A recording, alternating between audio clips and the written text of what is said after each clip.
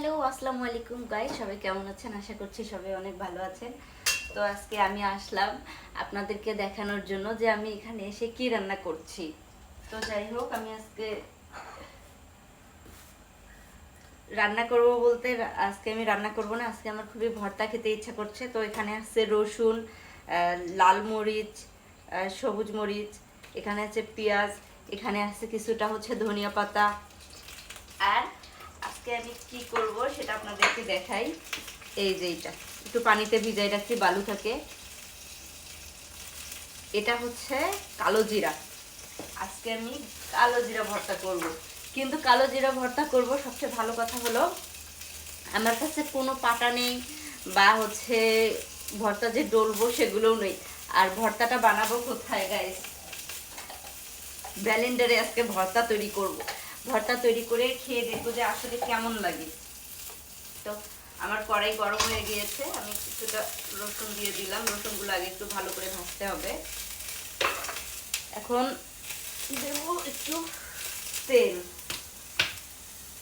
সাদা তেল।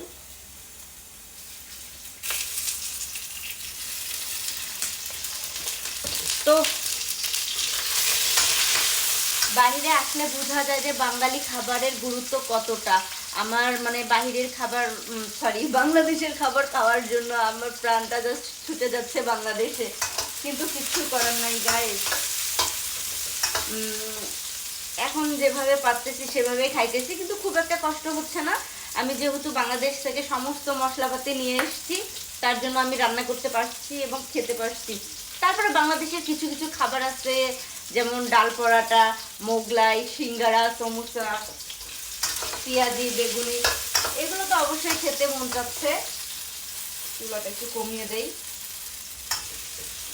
তো যাই হোক, তারপরেও আলহামদুলিল্লাহ ভালো আছি। তো সবাই আমার জন্য দোয়া করবেন যেন আমি আমার দাম্পত্য জীবনে সুখী হতে পারি। আর বাংলাদেশে গেলে অবশ্যই আপনাদের সবার সঙ্গে দেখা হবে, কথা হবে, আড্ডা হবে।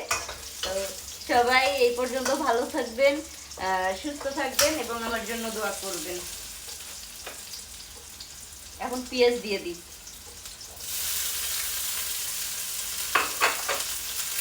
বাই বাই, আল্লাহ হাফেজ। আবার রান্না